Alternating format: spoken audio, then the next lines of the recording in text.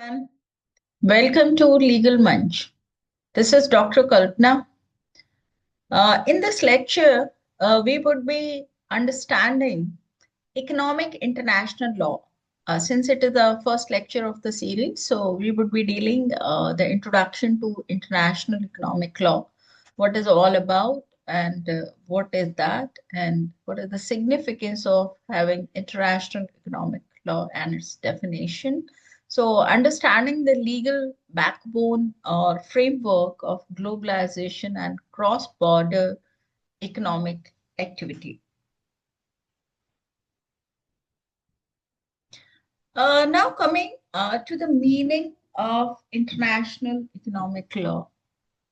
Imagine a world where goods, services, capital, technology cross border, overseas, every second, from Apple designing in California to assembling in China, or an Indian startup receiving funding from Japan. You must be aware about now we are a global market. We do have foreign commodities are being sold in Indian markets, and Indian goods are being sold in foreign markets, and it can be done through your laptop also. So there's no need to go here and there. Rather, you can sell your service sitting at computer. So now coming, there is a one question: who regulates all this cross-border economic activity? That is a question. It does not happen automatically like ancient times. So that is where international economic law steps in. So definition of international economic law is the body of international rules, principles governing economic relations between states and between states and non-state actors in global economy. So international economic law serves as a legal backbone of globalization that governs trade, investment, finance, development, and monetary cooperation across the nations. What is the scope of international economic law and its nature? So, international economic law is not a single treaty or a court, if we talk about domestic law or municipal law, it is a different kind of sets of rules, different treaties, conventions, etc. If you have a little idea of international, public international law, so it is somewhere as a branch or a part of it, right? So it is a network of legal regimes drawing from public international law and private law and economic policy. There's a combination of different treaties, rules, regulations, agreements, bilateral treaties, multilateral treaties, etc. So international trade law is definitely a core of it, where World Trade Organization is an organization which looks after all these implementation and execution of these agreements like GATT, General Agreement on Tariff and Trade among all nations who are members of United Nations. GATT, that is General Agreement of Trade in Services. TRIPS is talking about trade-related aspect of intellectual property right that promotes free and fair trade between among nations. Now coming to international investment law, that is governed by bilateral investment treaties that protects and promotes foreign investment. International monetary law, International Monetary Fund is there. You must have heard about it. We do have World Bank when it comes to taking loan by a nation or by a country. These financial institutions are there globally to help out the nations to take the loans for their economic activities. That ensures financial stability and development assistance. So development assistance is in the form of loan to one nation whenever they require.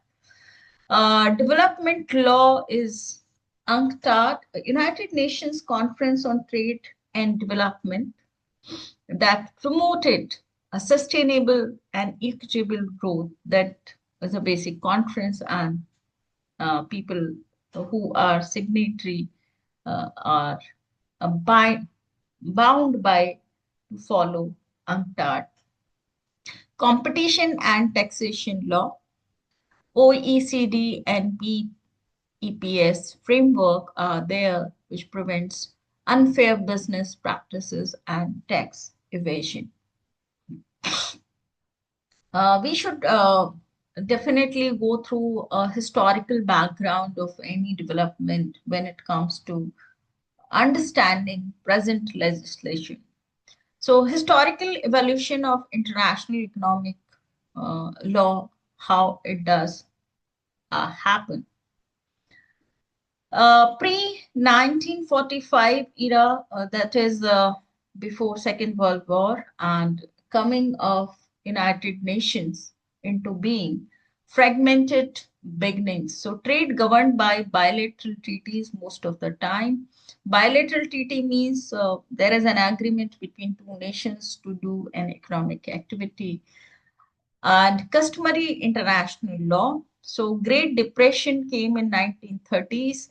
That is called the world's most, uh, which impacted almost the whole world. That is called Great Depression. That was economic depression, basically exposed the dangers of protectionism with smooth highway traffic act in 1930, worsening global trade wars.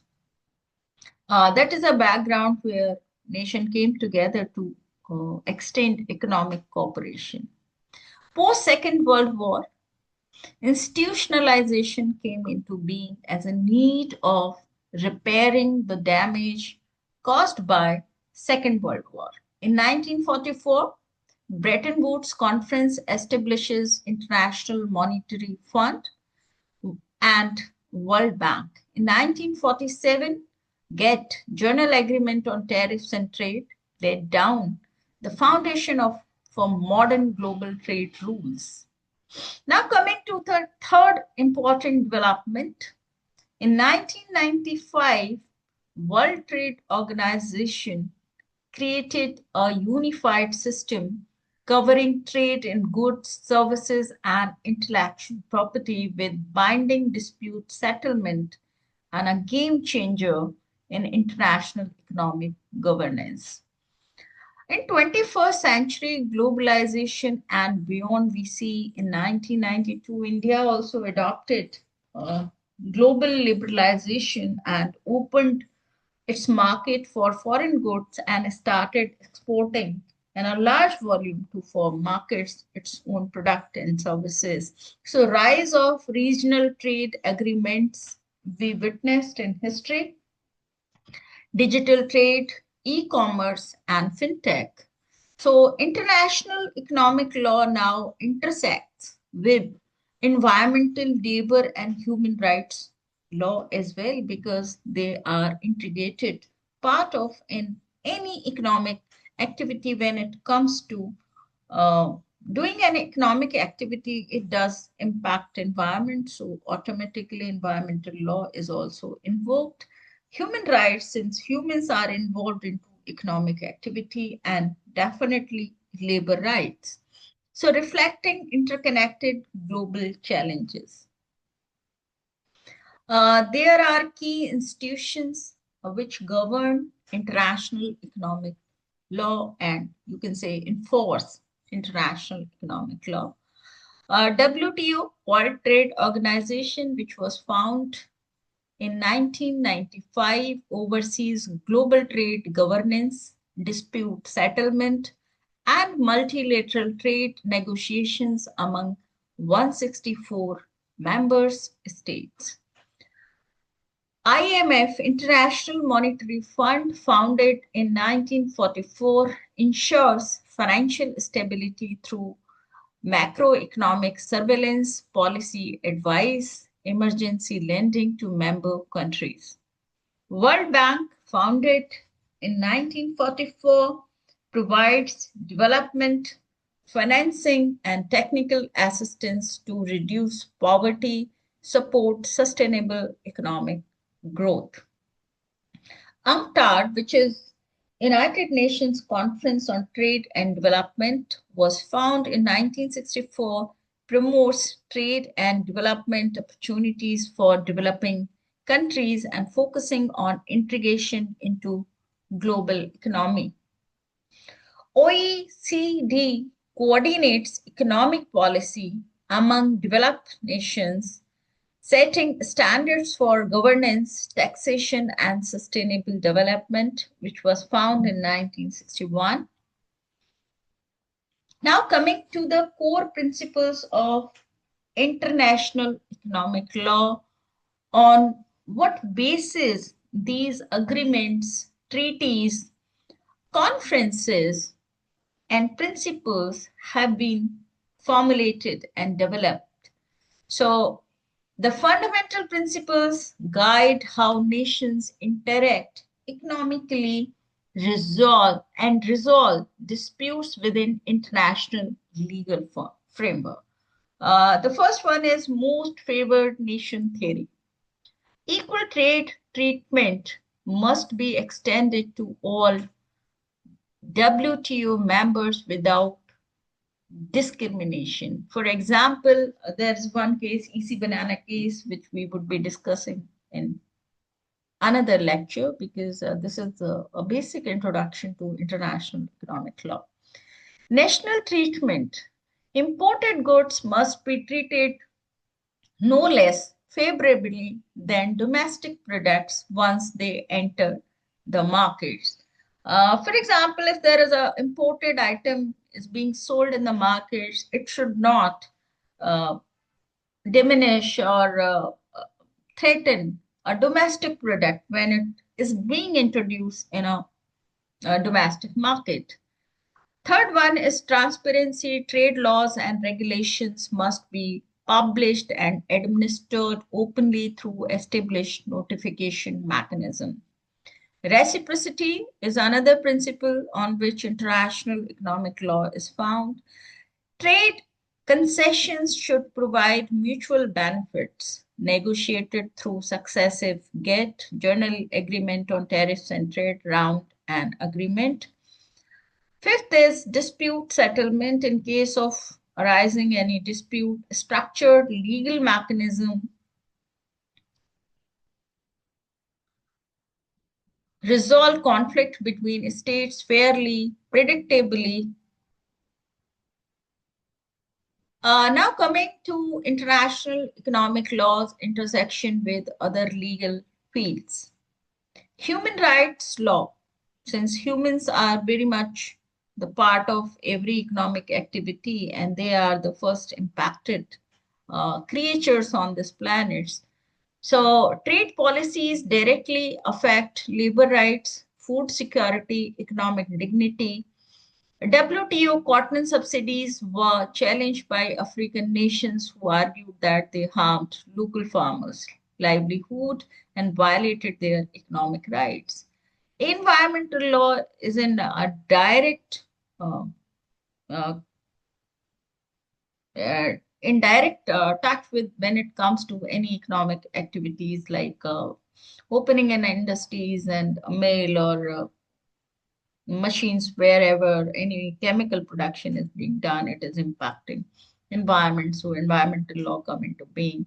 The landmark shrimp turtle case highlighted how trade law must accommodate environmental exceptions, balancing economic liberalization with ecological protection and conservation efforts. Investment arbitration, ongoing tensions between investor protection and state sovereignty emerged in disputes like Philip Morris versus Uruguay, where public health regulations clashed with investment treaty obligations. Now, coming to contemporary challenges are being faced by international economic law. The international economic legal system confronts unprecedented challenges that requires innovative solutions and multilateral cooperation. Fragmentation. Overlapping regional trade agreements create a complex web that dilutes global coherence and complicates compliance for businesses and governments. Trade wars, ongoing US-China tariff dispute that is recently been in news and very much in debate and discussions, rising protectionism test the WTO's effectiveness and threatens the rules-based international trading systems. Digital economy, rapid technological advancement demands new legal norm governing e-commerce, data flow, digital taxation, and cross-border digital services. Climate change is, since long, it is being an issue, and now it is grave. So, emerging green tariffs, carbon border adjustment mechanisms, and sustainability standards create tensions between trade, liberalization, and environmental protection. Reform of World Trade Organization, the crisis of appellate body, and debate over voting procedures highlight urgent need for institutional reform, inclusivity, and modernization of dispute settlement. A key debate persists: does international economic law favor developed nations? Thus, a question answer is perhaps yes. Developing countries face a symmetry of power and limited negotiation capacity. Institutions like UNCTAD, South Cooperation, SDGs aim to correct these imbalances and create a more equitable global order. So, with this, I would end here. Happy learning.